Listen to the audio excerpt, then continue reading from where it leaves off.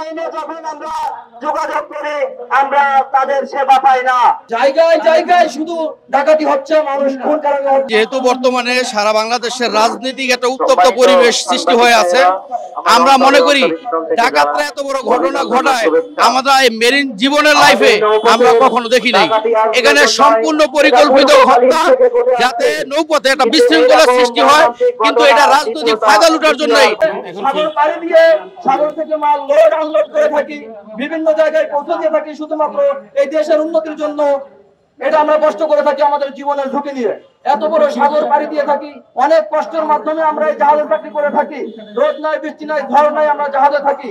নিরাপদ স্থান বলতে আমাদের কোনো স্থান নাই। আমরা ঢাকা থেকে চট্টগ্রামে যাই, নওপাড়া যাই, বিভিন্ন স্থানে পৌঁছে থাকি, অথচ আমাদের ঢাকা থেকে চট্টগ্রাম যাওয়ার সময় বা চট্টগ্রাম থেকে নওপাড়া আসার সময় বিভিন্ন নৌপথ, সাগরপথ, কোথাও আমাদের কোনো নিরাপত্তা নাই।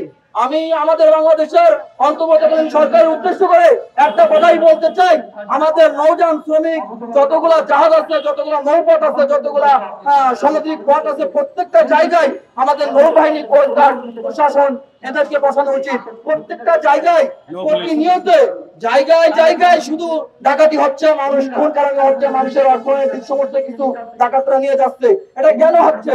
বাংলাদেশে প্রশাসনের অভাব নাই, নৌ পুলিশ আছে, নৌ পুলিশ থাকা সত্ত্বেও কেন হচ্ছে? এই দাবি নিয়ে এই সমস্ত দায় নেওয়া লাগবে বাংলাদেশ অন্তর্বর্তীকালীন সরকারের। ট্রিপল লাইনে যখন আমরা যোগাযোগ করি আমরা তাদের সেবা পাই না। আমরা মনে করি তাদের যখন আমরা কনফার্ম করে তাদের বিভিন্ন ব্যস্ততা দেখিয়ে আমরা এই যে ডাকাতির শিকার হই, নির্যাতনের শিকার হই। কিন্তু নির্যাতন তো নতুন না, এটা পূর্বকালীন থেকে ঘটে আছে। কিন্তু এরকম মর্মান্তিক গলা কেটে আমাদের ভাইয়েরা মৃত্যুবরণ করবে এবং এরকম দুর্ঘটনার শিকার হবে, আমরা আন্তর্জাতিক সরকার এবং আইন শৃঙ্খলা বাহিনীর কাছে কাম্য নয়। আমরা আমাদের জায়গা থেকে বলতে চাই, যদি আমাদের সুষ্ঠু বিচার না পাই, ৭২ ঘন্টার আলটিমেটাম আমাদের, আমরা যদি আমাদের ভাইদের বিচার না পাই, খুনিদের সুষ্ঠু বিচার না হয়, আইনের হাতে না আনা হয়, ফাঁসি যদি না হয়, তাহলে আমরা আমাদের জায়গা থেকে কর্মবিরতি ঘোষণা করব। বিভিন্ন ধরনের দুর্নীতির মাধ্যমে দুর্নীতিগ্রস্ত, আমরা নির্যাতিত, আমরা নিষ্পেষিত।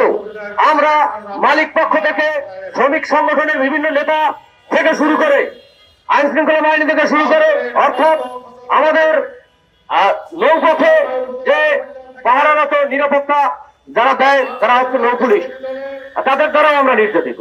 কিভাবে নির্যাতিত?